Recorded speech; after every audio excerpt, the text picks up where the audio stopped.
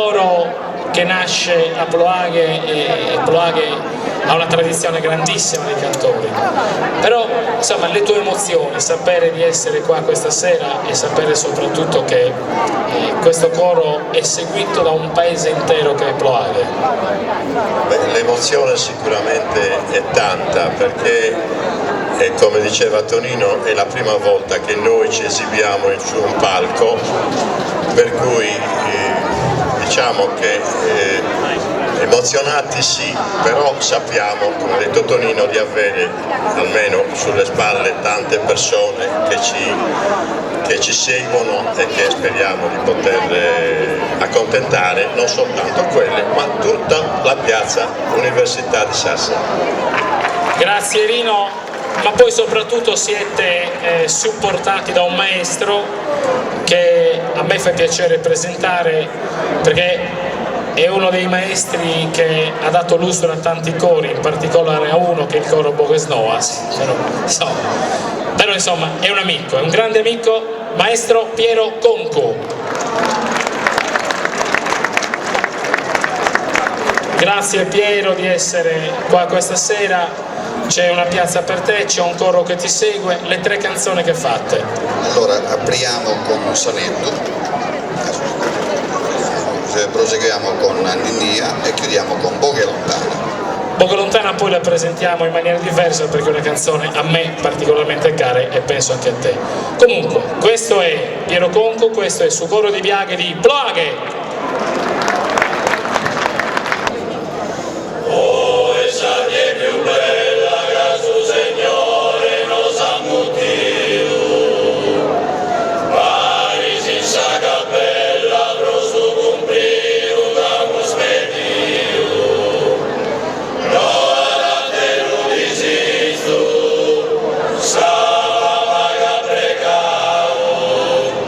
Sos benes prosuvizu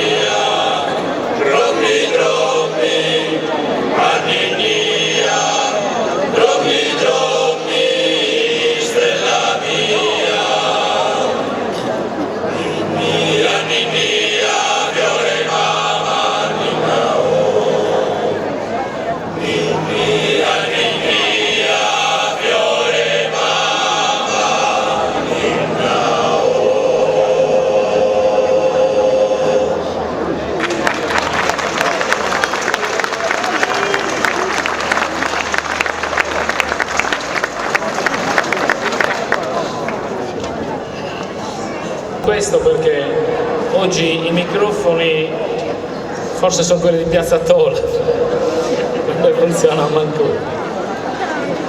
Vedi che eri particolarmente emozionato, poi sta bene passato tutto canto. Si sentiva la puzzetta Poche lontana adesso la canzone successiva, la terza che fanno. Lo dico che è molto bella perché è stata scritta da una ragazza di Ossi, una giovane poetessa, e naturalmente musicata da Piero Conco. È una splendida canzone d'amore e sono contento che in questa piazza il coro dei Viaghe la faccia. Piero Conco e Poche lontane.